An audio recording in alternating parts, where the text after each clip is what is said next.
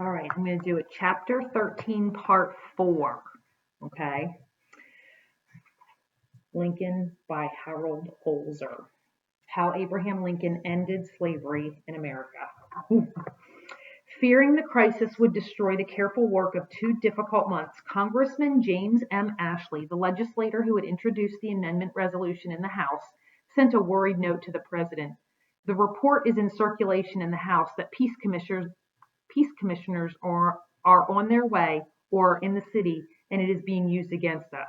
If it is true, I fear we shall lose the bill. Please authorize me to contradict it, if not true. It was then that Honest Abe, Abraham Lincoln, dashed off a reply that, if not totally dishonest, was at least not completely true. As the president well knew, the 3 Confederate peace emissaries had been stopped at City Point, Virginia. They would be held there pending further instructions, so Lincoln could confidently write the following reply. So far as I know, there are no peace commissioners in this city, meaning Washington, or likely to be in it. Congressman Sunset Cox, for one, did not believe the president. The rumors were enough to persuade him to vote no on the amendment. Indeed, he was right about his doubts. Just a few days later, Lincoln headed off to Virginia to see the 3 peace commissioners at City Point. The president had not exactly lied, but he had used words craftily enough to save the 13th Amendment. On January 31st, 1865, an immense crowd of men and women packed the House visitors gallery to watch the scheduled voting. No one on the scene was absolutely certain how the vote would go, though nearly everybody realized it would depend on who showed up to cast their ballots and who did not. Visitors and congressmen alike surely noticed at once that a prominent anti-amendment Democrat from New Jersey failed to appear.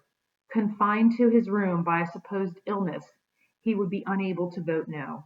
With 183 House members present, 122 would have to say aye, yes, to secure passage of the resolution.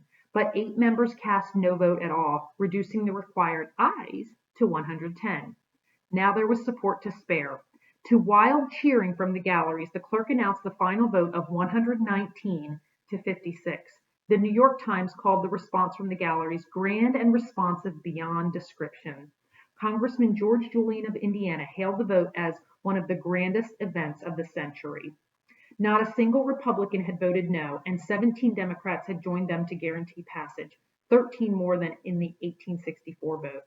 If by my action I dig my political grave, Congressman Alexander Cockworth, a Democrat from Pennsylvania, told his colleagues, I will descend into it without a murmur, knowing I am justified and that I am doing what will ultimately prove to be a service to my country. Cockworth and the other Democrats who broke ranks to support freedom indeed ended up paying the heavy price they feared. Nearly all the border state congressmen who opposed the 13th Amendment that day lost their seats in the next election. That means they lost their jobs. But Lincoln was elated, so happy. Whether or not he really dirtied his own hands making bargains to secure passage of the amendment, we still do not know for sure. But if he did, the president would have defended his actions to the death. Freedom had already cost some 600,000 lives, north and south. If it cost a bit more in deals, promises, jobs, and threats, the result was well worth the price. So Lincoln believed when he appeared at the White House window to celebrate passage with his speech to the crowd of joyous citizens who gathered outside. He had felt when he enthusiastically signed his name to a document that did not technically require his signature for approval. The amendment was already on its way to the states for passage, and Lincoln would soon be on his way to Hampton Roads, Virginia, to negotiate for peace. Perhaps he prayed to wind the whole thing up at last. Before the end of February, legislatures in 18 of the 27 states required for ratification of the amendment had quickly vote to support it in this order: Illinois, Rhode Island, Michigan, Maryland, New York, Pennsylvania, West Virginia, Missouri, Maine, Massachusetts, Kansas, Virginia, the first one-time Confederate state to ratify, that was Virginia, Ohio, Indiana, Nevada, Louisiana, the second former Confederate state to approve, that was Louisiana, Minnesota, and Wisconsin. In March and April, 3 more states ratified. That means made it official. Ratified means made it official. Vermont, Tennessee, and the no longer Confederate state of Arkansas. Sadly, Lincoln was dead by the time the 27th state, Georgia, ratified the 13th Amendment to make it part of the Constitution. And while he lived, some states remained stubbornly opposed.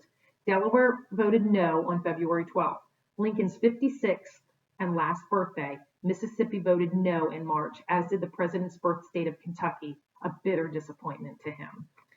Some former Confederate states did not approve the 13th Amendment until long after it became law. Delaware at least came around with belated symbolic ratification in 1901. Kentucky did so in 1976. Mississippi took 130 years to offer its support. Its legislature did not vote to ratify until 1995. Oh my word, I did not know that. That was only 25 years ago. Anyway, that's the end of the chapter, but here is another picture that I want to share with you. So this kind of looks like a newspaper. It says Harper's Weekly, Journal of Civilization. Congress erupts in celebration as the House of Representatives votes to send the 13th Amendment to the states on January 31st, 1865. This sketch was made on the scene for Frank Leslie's illustrated newspaper. So it's the celebration. All right, that is the fourth part of chapter 13, the last chapter. Death of a Liberator is the only chapter we have left. All right, we'll start that tomorrow.